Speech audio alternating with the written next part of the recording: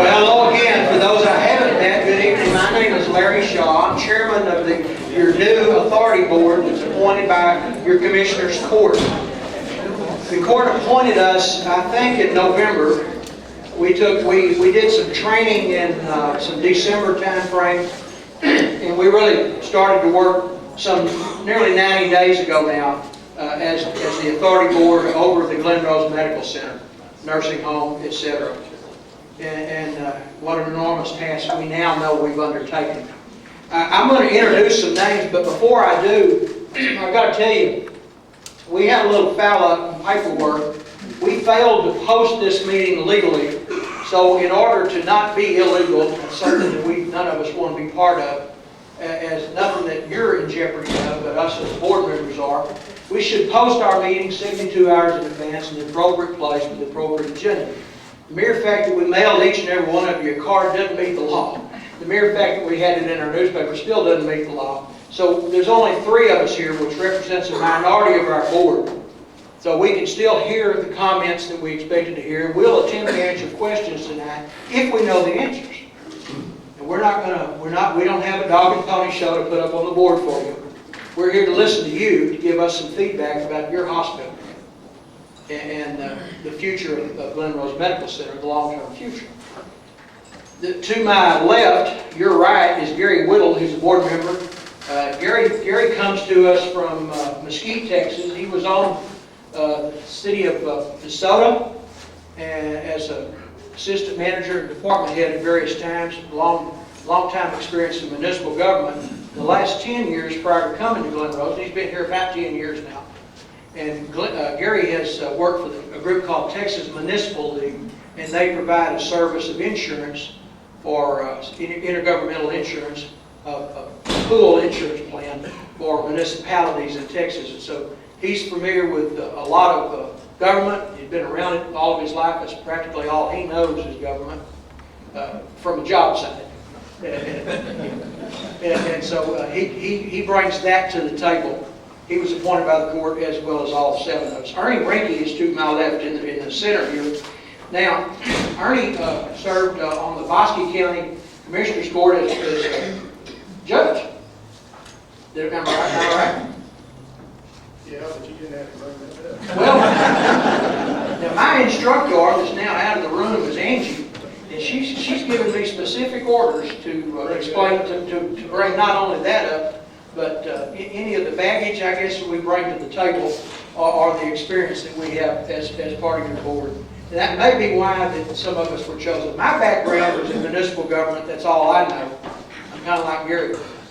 I served as city manager, assistant manager, and department head over some 27 years, I guess it was, with the city of Duncanville. And prior to that, Gary and I both at different times were with the city of Mesquite. I didn't have the TML experience, but I have, Gary and I both have done some interim management work in small cities over the last 5 years or so, in doing some consulting work. But we're not, let me remind you again that anybody that serves on our authority board is doing it voluntarily. There's no compensation to serve on this board. And that's the way I believe it should be, and I'm proud that it works that way. We've been in effect since January, and we've had a number of meetings to try to get training. Some of the things that we're required to be trained on, open meetings and some of those open records, some of that kind of training. At the same time, we've tried to gain some orientation dealing with the hospital, and there's a lot to learn as to where we are. The first thing I want to confess is that contrary to what you may have thought you understood in the newspaper several months ago, we haven't lost $1 million. Let's clear that. Let's clear the air on that up front. The budget that was proposed when the old foundation board projected their budget starting, our fiscal year is the same as any other government. We start our fiscal year in October. The fiscal projection for the budget was $1 million loss.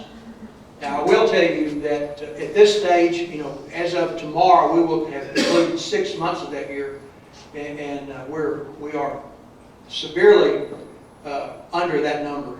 if we had to project a number based on where we are today, it would be significantly less than that $1 million projection, which we're glad of that position if we're in, and things are a little better than maybe the original board had hoped back in July or June when they did the budget projections. One thing that we have done, we've contracted with a group. Gary, you want to introduce the people in the audience from CHS, I think it is? Yeah, tonight, it was, Larry's mentioned, we have entered into an agreement with Community Hospital Consulting. They will be starting an operational assessment for us for the Glen Rose Medical Center. Tonight, in the audience is Cindy Matthews, is with one of the vice presidents with the Community Hospital Consulting. We expect or anticipate, we've got a meeting scheduled next Monday morning, and we hope that by Monday we can identify an audit firm to audit the last 3 months that the foundation was in business, and that preceded the 3 months that we were in business of this fiscal year. We're going to use a different firm. I say that, I'm predicting that because the board hadn't voted on it. But based on the committee's input, there seems to be strong sentiment towards leaning and identifying a different audit firm, just because it's time and a good thing to do to rotate your audit, the audit firms. The auditors we've had in the past have been with the foundation for a number of years, and we think it's healthy for any governmental entity to rotate auditors periodically, and we fully expect that we'll make that change as early as next week. And the reason we're doing that, we want to confirm for the Commissioners Court, as well as everybody in the audience here that lives in Somerville County, that the numbers that we inherited are true and factual, and that way we can put that to bed and we can move on about our business. I want to share with you something that I read in one of the magazines that we get, a magazine entitled Trustee. And it says, I'm going to quote a couple of lines out of it. Hospitals are widely considered to be among the most complex organizations anywhere. Their boards are responsible for more than just financial health.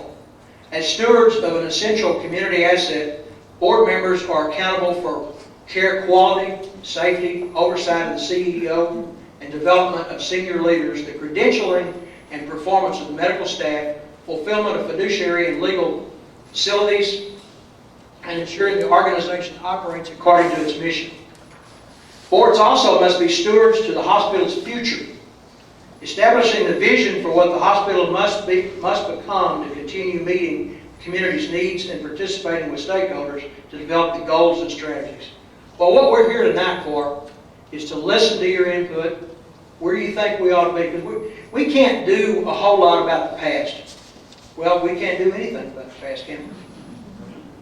And what we're here tonight to do is to talk about the future of Glen Rose Medical Center. And we would love to have your input and comments. If you have questions, we will attempt to answer them if we know the answers. If we don't know the answers, we will publicize the answer if it's a non-personal question.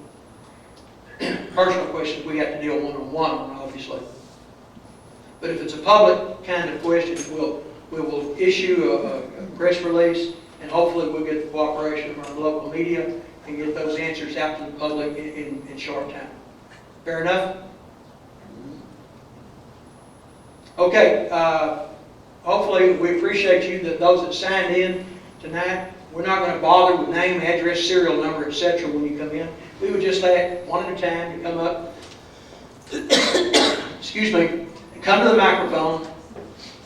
Address your concern, or address your question, or your comment to everybody here. And when we move forward, we would ask that we try to keep it. We've got a good crowd here, and we appreciate everybody for showing up. But with that in mind, we need to be respectful of everybody here and hopefully address the comments in a short period of time, 3 to 5 minutes, please. And we would like no repeaters until everyone in the audience has had the opportunity to do the same. Okay?